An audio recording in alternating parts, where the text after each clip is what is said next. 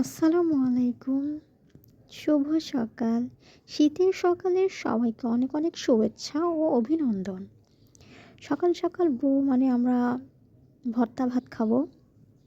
অনেক কিছু নিয়েছি মিষ্টি কুমড়া, পটল, বরবটি, ডিম, আলু, চাপা শুটকি, ফেয়া শুটকি, সরিষা, মসুরের ডাল, ধনিয়া পাতা, শুকনা মরিচ, চেলা শুটকি, এগুলো সব আজকে ভর্তা করা হবে। সাথে থাকুন, দেখতে থাকুন, ভালো লাগবে আশা করছি। প্রথমে আমরা পাটায় ভর্তা করার জন্য পটল আর সরিষা, শুটকি এগুলো তো পাটায় বাটতে হবে। তাই আগে পাটায় বাটার যেগুলো সেগুলো নিয়ে আসছি। সরিষা বাটা হচ্ছে। সরিষা ভর্তা ঠান্ডার জন্য খুব ভালো এবং গরম ভাত দিয়ে খেলে বেশি ভালো। তারপরে এখন পটল ভর্তা হচ্ছে। পটল যেহেতু একটু পানি নরম নরম, তাই পুরা পাটা একদম মেখে গেছে। তারপরে চেলা শুটকি ভর্তা হবে।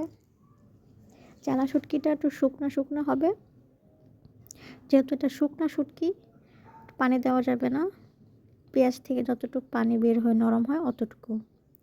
এখন যেগুলো হাতে ডলা হবে, ডিম, বরবটি, ডাল, আলু, এগুলো হাতে ভর্তা করা হবে। তো পেঁয়াজ মরিচ আলাদা আর কচলাল আমরা একবারে কুচলিয়ে সবগুলোর সাথে একটু একটু করে দিয়ে মেখে নিলেই হয়ে যাবে।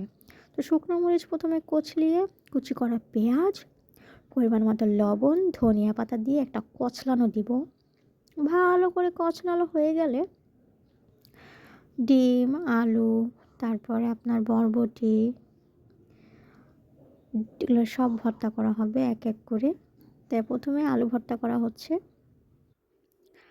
আলুকে ভালো করে মুথে নিচ্ছি। আলু কিন্তু গরম অবস্থায় ছিলকাটা ছেড়ে একটু হাত দিয়ে যদি মেখে রাখেন তাহলে কিন্তু আলুটা ভালো থাকে, কিন্তু ঠান্ডা হয়ে গেলে শক্ত হয়ে যায়, দানা দানা হয়ে যায়।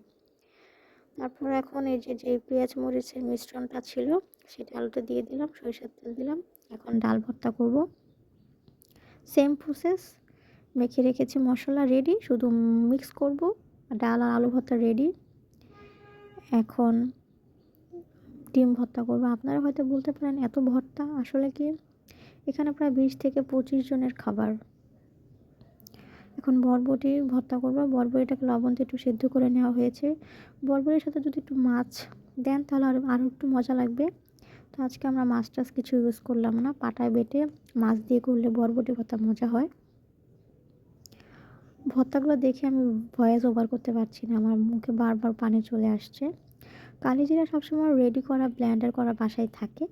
সেটাকে জাস্ট একটু ওই মরিচের মশলাটা দিয়ে সরিষার তেল দিয়ে মেখে নেব। কালোজিরা ভর্তাটা কিন্তু আপনারা অন্যভাবেও করতে পারেন। পেঁয়াজটাকে একটু তেলে নরম করে পাটায় বেটে করলে ওটাও অনেক মজা লাগে, মিষ্টি মিষ্টি লাগে। আর কালোজিরা আমার এত পছন্দ, আমি শুধুই খেয়ে নিই, আমার এত ভালো লাগে কেন জানি না। এখন ডিম ভর্তা করবো। ডিম ভর্তা কার কেমন লাগে জানি না, আমার কাছে মনে হয় একদম তেমন একটা টেস্ট বা কিছু আহামরি কিছু না। ডিম ভর্তা আমার অতটা ফেভারিট না। ডিম এমনি ভালো লাগে ঠিক আছে, কিন্তু এটা ভর্তা অতটা আমার কাছে কেন যেন মজা লাগে না। হয়তো না, কেননা জানি না, যাই হোক আপনাদের হয়তো ভালো লাগে। তো এই যে পুরো টেবিলে ভর্তা আর ভর্তা, এখন এগুলো ভাগ করে করে দেওয়া হচ্ছে সবাইকে। কোথাও কোনোটা মিসিং আছে কিনা সেটাও দেখার বিষয় আছে, তাই বারবার চেক করতেছে ভর্তা সব দেওয়া হয়েছে কিনা।